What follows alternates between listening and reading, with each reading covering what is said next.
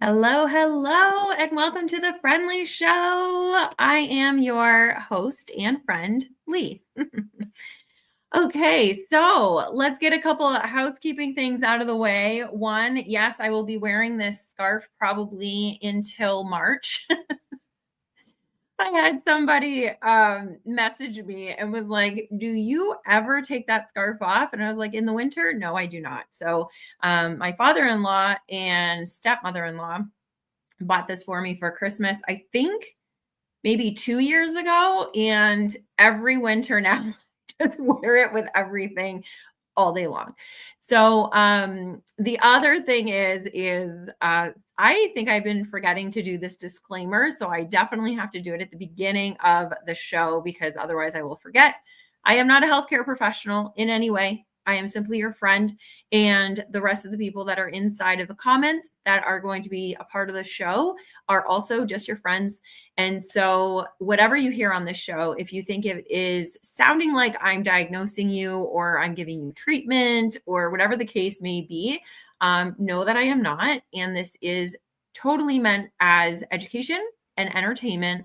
And if anything sounds like, ooh, this is really hitting home, then I highly recommend that you take this to a healthcare professional because they're going to know your medical history and also the medical history of your family and be able to help you make the proper diagnosis and treatment for you. So that is it.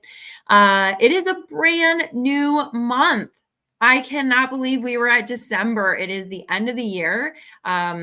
It has been a wild, wild year. And the more that I talk about how wild the year has been for our family, I'm realizing that a lot of people have been going through a lot of things this year. And so the series that we're going to be doing today or this month is radical compassion, just radical compassion for everything in our life, because I think we really need that. And we need to start cultivating that right now before we go into 2026. So 2026, I do not think it's going to be radically different than it was in 2025.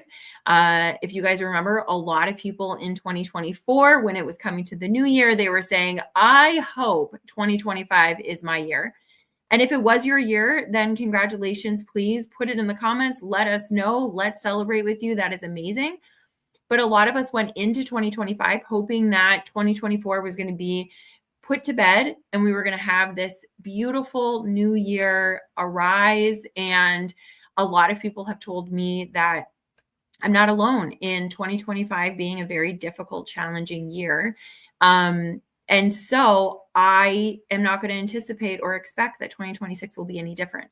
And that is not to put a poo-poo, woe is me or woe is us in there. It is simply, we've been learning we need to lower our expectations, and not in a way that makes us feel like, okay, well, what's the sense? It is because when our expectations are up here, it becomes very difficult to meet them. And anything that falls shorter than that, which is usually real life, and if your expectation wasn't here and you were somewhere in here, this would feel amazing. This would feel so, so, so good. But instead, we had this higher expectation. And so, because we didn't meet it, then we feel like the year wasn't as good. And so, this month, I really want all of us to cultivate this radical compassion for ourselves and for the world around us. And inside a book club, we are doing a book. It was suggested by one of our members, Rose. So Rose, thank you so much. It's called Whatever Arises, Love That. And really, it's a journey of radical compassion for ourselves. He doesn't call it radical compassion, but basically that is what it's going to be all about. And so I'm really, really excited. Closer to the end of the month, we're going to be having our book club. I think it's on the 18th or 19th. And we're going to have some really good conversation around that. But leading up to that and all through the month, we are going to be continuing that conversation. So radical compassion. And what does that mean when we look at it through each one of the pillars of the happy framework? And so, like always, this is the first week of the month. And so we are going to be talking about radical compassion through the lens of the health and the affection for ourselves pillar. And I'm really hoping that you guys can hear me because I don't see any comments, which is usually I have comments by now. So I'm hoping that you guys can hear me. I see that we have eyeballs. So if somebody could just kind of give me the thumbs up and say, yes, we can hear you, that would be really, really special. But that is okay if I'm going to keep going, assuming that everything is okay, because it looks good on my end. So as always, I have come up with a few notes that I kind of want to share with you guys, and then we can have conversation around that afterward. So a couple of the reasons why self-compassion is going to be really important and why, it even betters our health, like from a physical standpoint, it dramatically reduces our cortisol when we're able to have compassion with ourselves. There's been study after study after study. You can go and find any kind of science that you want that will back this up, that having compassion over self-criticism, self-hate, self-loathing, all of that, it can lower our cortisol by not 5%, not 10%, but 25 to 40%. That is huge. And we're all believing that we have to do work harder so we can be prouder, do more so we can accomplish more. And really what it is that we've got to be more compassionate with ourselves where we are right now. And then we will in turn be able to do all of these other things. So it's not a matter of just being complacent and saying, okay, I'm compassionate, I'm kind to myself, and I'm just going to kind of coast through the rest of my life. That doesn't feel good. There's also science that shows that coasting is not great for us, that we do need to be thriving and having goals and having purpose and moving into that. But it doesn't have to be through a hustle culture. We can have it through compassion for ourselves. And what happens with cortisol, it's just the stress hormone. You'll hear a lot about that. We talk about it on here, but there's a lot of talk about it just out in the ether that everybody's saying. The reason why cortisol is so bad for us, now we need it. We need cortisol in our body. Like we need that stress hormone. So it's not all bad. But when we have high cortisol, what it does is it manifests into poor sleep, into weight retention, especially around the midsection. And the reason for that is because our body is trying to keep us safe. That is literally what it is telling our body. And so when it's like saying, okay, you're not, like, it's not telling us that we're safe. It's doing things to make us more safe because we feel that we're not safe. And so what it's doing, it's protecting not our belly, it's protecting the organs within our belly. And that's why you'll get that spare tire around there when you're really stressed out. It's because it doesn't really care to protect your knees. It doesn't really care to protect your ankles. It doesn't really care to protect anything else other than your heart and your lungs and your kidney and your liver and all of your organs on the inside. And so that's why you gain weight in this area, right? And so we have weight retention, we have increased inflammation. So that's why we're having all of this rise of, people feeling that they have more arthritis, they have more, why can't I come up with a word? All of these autoimmune, all of these, it's because there's so much inflammation in our body. And the biggest culprit, yes, sugar, there's so many other things, but the big one is cortisol. And then we have digestive issues where we have so many people that are either going one way or the other way. So either constipated or always on the go. All of this is determined by your cortisol. And so when you have lower cortisol, then your body becomes a healing environment. Your body ends up realizing I am safe. And your biology will respond to that. And so that's why speaking kindly to ourselves dramatically changes our physical health. Okay. So I don't think I've ever like laid it out like that, but there's too much of all of us talking about this, like, oh, we want to reduce our cortisol. But what does it mean? And so that is, not a scientific way of saying it, but that's basically what's happening in our body. And so when we know that, then we can start realizing, okay, you know what? I'm going to be kinder. And something that I realized is I have started where I have been talking negatively about myself out in the open as a funny coping mechanism. And I used to do that a lot when I was younger, but then I got out of it and I started treating myself a lot kinder. But in the last couple months, I've realized, because people have told me, because I think it's a shock to them because they have not known me that way. And now all of a sudden I'm like, have this self-deprecating humor. And I didn't even realize I was doing it. I didn't even realize it until a couple people in my life. And one of them was a barista at my favorite coffee shop.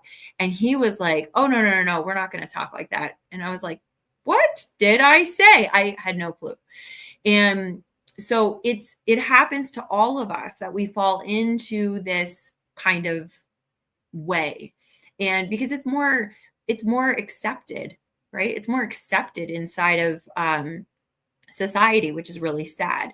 I was having a conversation with my husband. This was probably a couple months ago that I was having this, and we were talking about Stuart Smiley, right? Where he was like, I can't remember the exact saying that he would say on the show.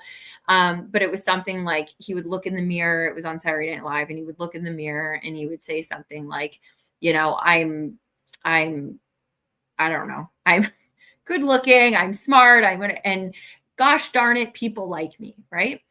I think that was, yes, it was funny because it was the start of a lot of self-development industry that was really starting to take hold when he did that. And so it was funny because that's what Saturday Night Live did, was made fun of what was actually happening in pop culture at the time. But for me, I feel like that was really a poor thing that happened, because then people that were talking kindly about themselves and were trying to speak better and speak what they wanted into existence, they were teased by the water cooler. They were teased at work and with their friends because they're like, okay, Stuart, and that's a real shame, because I think we need to start accepting when people say good things about themselves and honor that and celebrate that. And that's something that we do inside a Happy School, because it's not really celebrated other places. We have connection over crisis. We have connection over comparison and over all of these things that are like negative, because we can relate. And that's good to be able to relate to each other when we're going through something. But it keeps us in that loop of negativity, and it keeps us in that loop of repeating the same shitty story over and over again. And so we really need to be kinder to ourselves and do it outwardly. Another thing is compassion improves our habit follow through.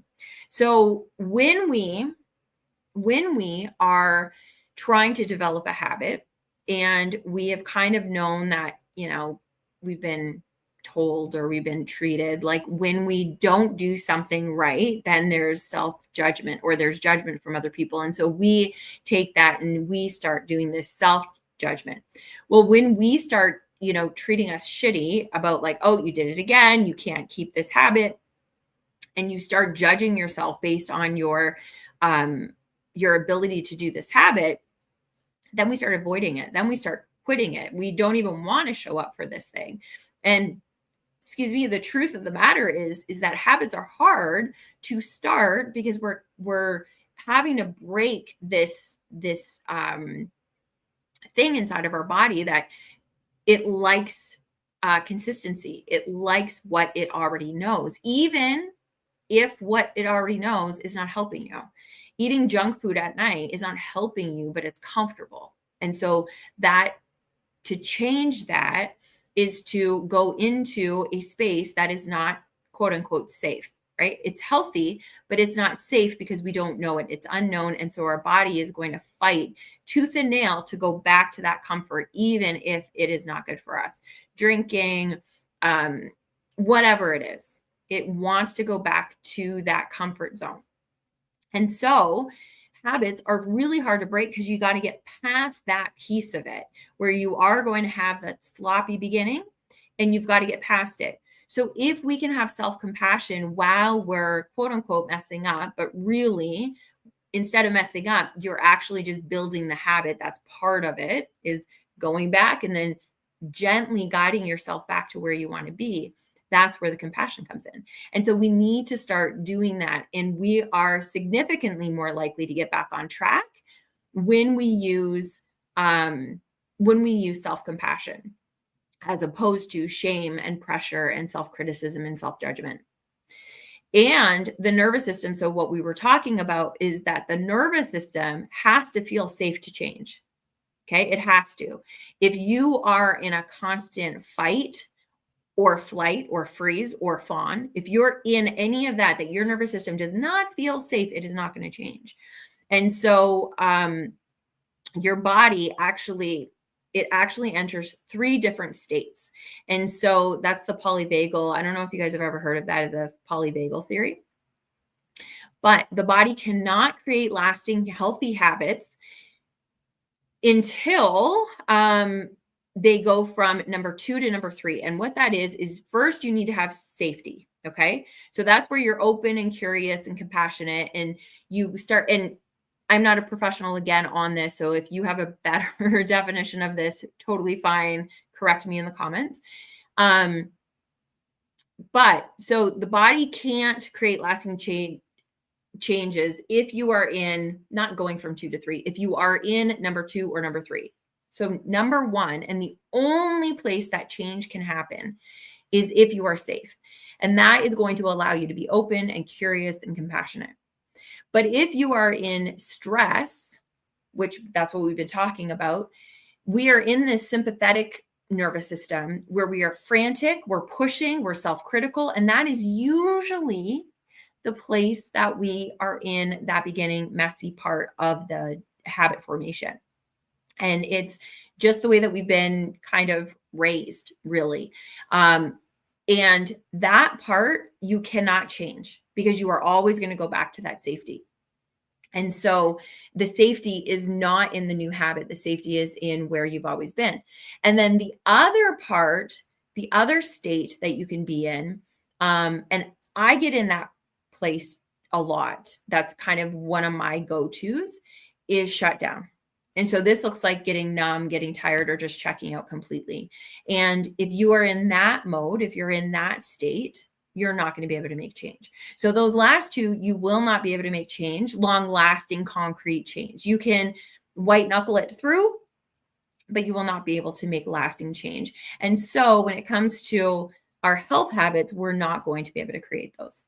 So the big thing is we need to realize that if we need to be in a safe environment, and by environment, I mean inside our brain, inside our body, if we need to feel safe, then the biggest, easiest way to get there is for us to be compassionate with ourselves and to speak kindly to ourselves. And then there's a lot of other things that we can do that we've talked about on the show a million times, but we need to feel safe in that change that we're making. And so when it starts feeling scary because we want to revert back, instead of yelling at ourselves or feeling bad, that is just going to quickly get us back to, oh my gosh, yeah, you're right.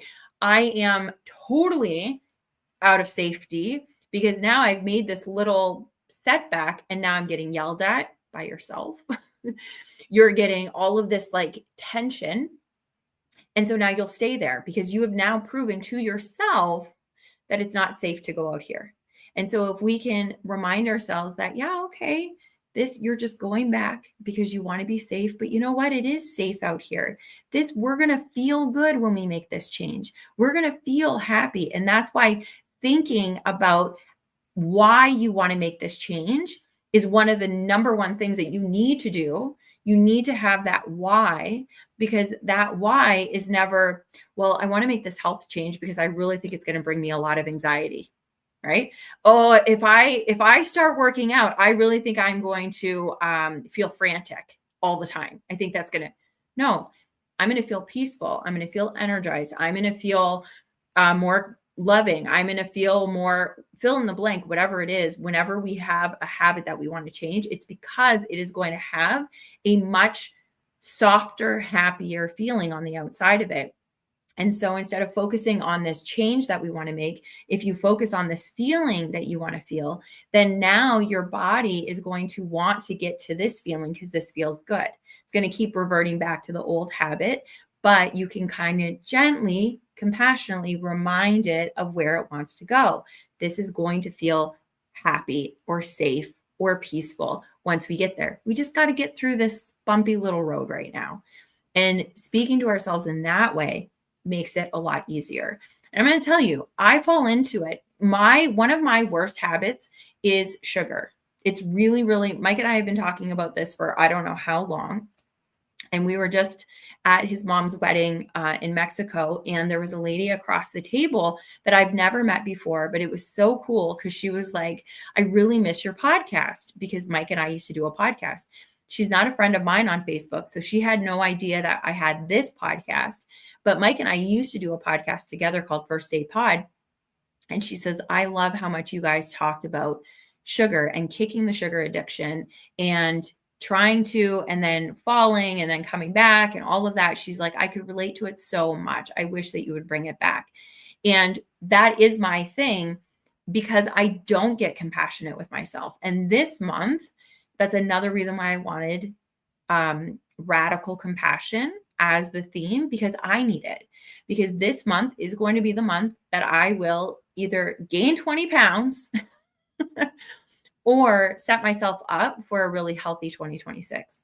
And the only way that I can do that is by being compassionate with myself. And when I have the chocolate, not saying, oh, way to go, because this is what I do. Oh, way to go. Okay, you did it. And now, you know what? You might as well just finish the bag, right? Instead, I could be compassionate and say, okay, yeah, you know what?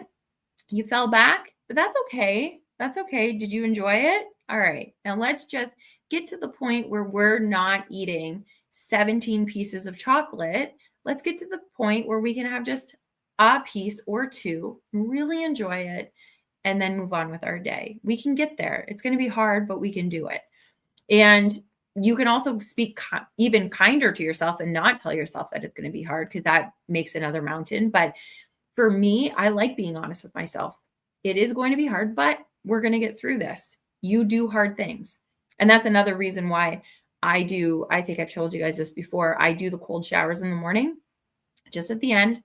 And it's always been difficult for me. I've literally been doing this probably for over a decade, actually closer to 15 years. And I still do not enjoy it. It's not easy on myself. However, the reason why I do it is because it allows me the proof that throughout the day, when I have to do hard things, I can be kind to myself because I can say, hey, you know what? You did that this morning. You can do anything, you know? And so that even in that, where people are like, well, if you don't enjoy it, why are you spending the time? Because it's 90 seconds and it gives me the ability to be able to be kinder to myself with justified action. So anyway, I have 0 comments, which I need to remember that my cousin did tell me one time because I was like, oh, it felt really weird not to have any comments, but see people watching. And he was like, it's because it was a really good show. So I do have to remember that. But we are going to have a couple of lightning round questions because I realized that I kind of got on my soapbox this one a lot more than I usually do because it's such an important conversation. So we're just going to do 2 questions and I need to go and I need to open up ChatGPT. Okay. So let me open this up and let me grab just 2 questions. Let's get this one and let's get this one. So I'm just going to copy them over here. And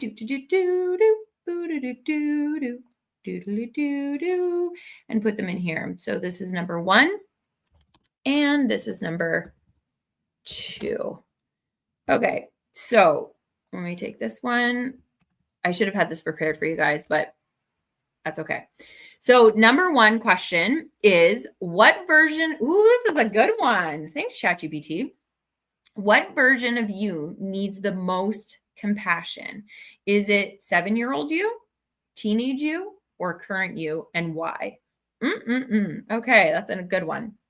If you guys are just watching this for the first time, this is what we do. We do lightning round questions. We're only going to do 2 today, but normally we do like 3 or 4. And all you do is you just put number 1 and then answer the question. You don't have to repeat it. Just answer the question and then put number 2 and answer that question. And you can push enter after you're done the first one. That way we can have a conversation around it. I will be answering them as well. So hopefully you guys will go ahead and do that. Number 2, the second question is this one. It says, oh, actually, I can put this up here for you. So number 1, I will put it in the thing. What version of you needs the most compassion? 7-year-old you, teenage you, or current you, and why? And then number 2 is, how do I do that? Can I get this up there without,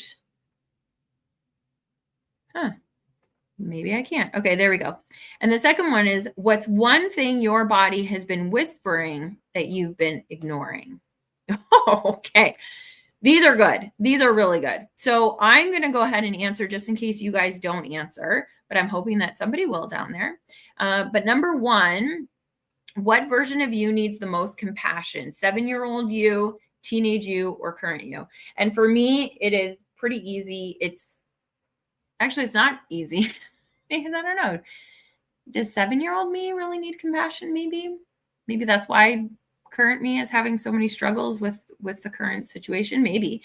But right now, because of what we're going through with our family, I'm going to say current me and 7-year-old me, because I think it's bringing up a lot of things that I've kind of put down and shoved down. So I'm going to say it's probably a combination of the 2, but I would love to hear what yours is. And that's why, because right now our situation is really tough and I need to just be compassionate. I need to be compassionate with everybody involved and with me especially. And then also 7-year-old me, I need to be compassionate with the ideas that I held as a child and also with myself in the way that I've been handling it. So number 2 is, what's the one thing that your body has been whispering that you've been ignoring? I will tell you, it is my sugar intake. This is going to sound very, very silly to a lot of you guys, but I just have a very connected feeling to my body, I guess. I don't know. So I have this pimple right here and you guys can see it. If you're watching or listening to this in the audio, come on over to YouTube and you can see Doug. If you guys ever watched Family Guy, that's what we call him. Because anyway, okay, so I have this pimple, and I swear that every time I have been taking in excess sugar, I can feel it like tingle, and so it's literally my body outwardly manifesting what the sugar is doing to my body. And I've just continued doing it, which it's whispering. Now it's almost yelling. And my energy level has been lower. My knees are starting to feel it, like all of this. And so, Leanne, why are you continuing to do this? I don't know. So that is what my body has been whispering to me, that I need to lay off of this sugar. And do I need to go sugar mode off? Like, do I need to have 0 sugar in my body? I'm not doing that anymore. I'm not doing this all or nothing. That's not compassionate. That's not constructive. But I do need to just be more compassionate, that when I put the first thing in my mouth, I need to ask myself the question, is this something that if you were being kind to yourself, you would continue doing? Because the answer is always no. But I need to just kind of ask myself those kinds of questions and just be kinder to myself and not berate myself for that first piece of chocolate, but then just make better decisions for the next piece. So that is where I'm at. I still see there are eyeballs watching. So thank you so much. If you are commenting and the comments are not coming up, I apologize. Please make sure that you come back next week, because if there was a problem, Hopefully I'll be able to fix it by next week. I just don't know if there was. It just feels very weird that there's no comments. But if you've just been watching and you haven't been commenting, that's okay. Next week, I hope that you get a little bit of courage and you comment, because that really is my favorite part of the show. But I am going to wrap up now. I love you guys tremendously. I really hope to see you over in Happy School. It is a free community. We just have fun in there, you guys. We go through the happy pillars, all 5 pillars throughout the week. If you do want to join the premium, you can. We meet once a week live together on video, and we really mastermind. We get some real good conversations going. We've got a book club in person, well, like this. And there's a lot of really fun things. So, but you could be free forever also, and that's totally fine. I would just love for you to be over there, so then I get to see you more than just once a week. All right. Make it a happy and healthy day, you guys. And if you're watching this in the replay, then please just go ahead and answer those questions. I would love to hear about you and who needs real compassion from you right now. Is it your 7-year-old self? Is it your teenage self? Is it somebody else, another part of you, or current you? And what is that one thing that your body's been whispering that you've just kind of been ignoring? And if you don't want to answer in the comments, please grab your journal and go ahead and answer there. They will be pretty profound.